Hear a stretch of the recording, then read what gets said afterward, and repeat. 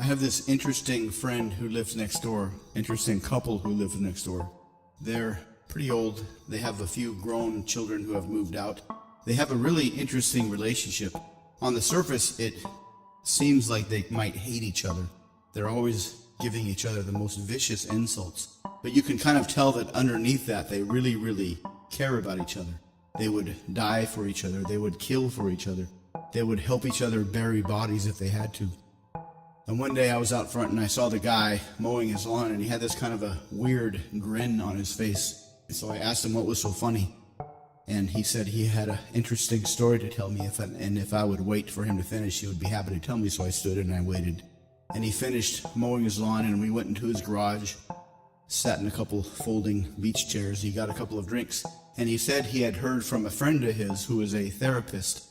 And he didn't tell me where this guy was a therapist. He just said that they've been friends for a long time, and this guy sometimes shares some of the most interesting stories with him. And this was one of those interesting stories. Apparently this guy came to see his therapist after he had pretty much destroyed his life.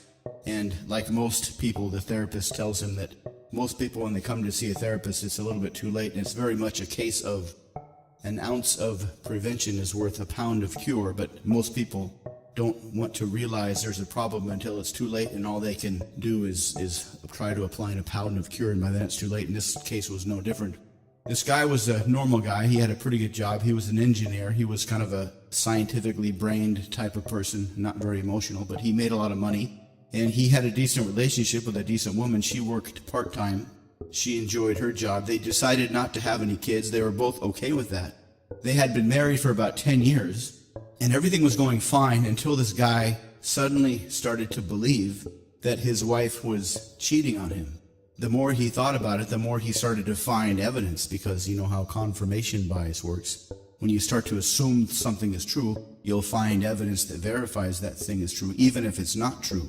And so he had this plan, because he was kind of a scientifically minded person. He had a plan to find evidence, confront her with the evidence, take the evidence to an attorney, and then make it impossible for her to argue in her favor. And he was afraid that if he brought it up first, she would effectively argue against her having an affair. He wouldn't be able to prove it since he didn't have any evidence, and since she knew he suspected she was having an affair, she would just continue to have an affair but be a lot more secretive about it. And so he hired a private investigator to follow her for a month to find evidence. This private investigator, he told him, he said, I'm certain my wife is having an affair. Here's a month's worth of pay ahead of time. And so the private investigator started following her.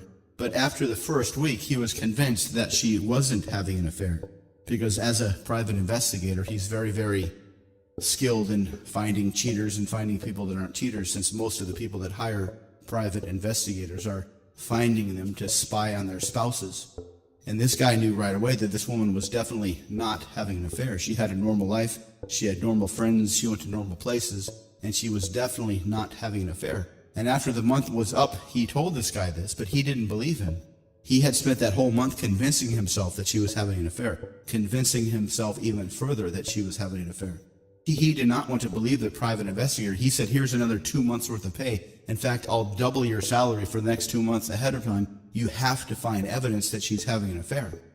And he wouldn't take no for an answer, but the private investigator was certain that she wasn't having an affair. So from his perspective, this was 2 months of easy money. And so he kind of got a little bit lax in his spy techniques, and she noticed that he was following her. But she didn't say anything for a couple of weeks until she was sure that he was following her. And when she confronted him about him following her, he knew he had to come up with a very believable lie, because he suspected that she had been seeing him following her for a while before she confronted him. And he kind of came up with a lie on the spot. He had to make up a very believable lie on the spot that would cover him following her, not only in the past, but in the next 6 weeks, because he was already paid and he didn't want to just take the guy's money and not follow her. So he came up with a lie that made it believable for him to be in the same places that she was for the next 6 weeks. Problem was, they started to see each other for the next 6 weeks. They started to hang out together for the next 6 weeks. And she started to develop feelings for him. When the 6 weeks was coming to an end, she explained to him, she said, look, I need to tell you this. I have a husband. but I think I'm going to get a divorce, but I don't want to start anything with you until I get a divorce first. I'm not the kind of person that will cheat on a relationship. I think that's abhorrent behavior.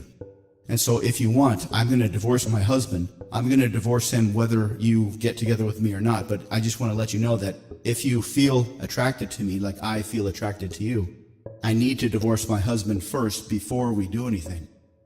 And this made the guy feel incredibly guilty. And he said, are you absolutely certain that you're going to divorce your husband no matter what? And she said, yes, I am. And he said, well, I have to tell you the truth. And he explained to her who he was and why he had been following her. And this only made her more certain that she wanted to get divorced from him, because now she realized that he actually believed that she was cheating on him, and she didn't really like that at all, since she thought that was abhorrent behavior. And so that just made her want to divorce him even more. And so she divorced him. She didn't explain the fact that she was interested in the PI, but she divorced him. They split amicably. They went through the divorce rather quickly. They got a couple of attorneys and they split everything up. And after the divorce, she got together with the PI. The PI felt guilty, so he returned all the money to the guy. And the wife and the PI lived happily ever after. And this husband felt like a complete and total chump, because as he kind of discovered while he was describing all this to his therapist, had he just talked to her in the beginning, he probably could have saved his marriage. Because he was so certain that she was cheating, he essentially created that outcome. He had a fear, and he did behaviors which made that fear come out. And that's kind of a very common behavior according to this guy's therapist. And so he started laughing as he finished up the story. And he said, it's funny how humans are masochistic. We always do things to punish ourselves. It's like we can't stand to be happy. We have to do things that make our own lives miserable because we don't think we believe to be happy. And right when he said that, his wife walked into the garage and said, you're goddamn right. Otherwise, why else would I have married such an idiot like you?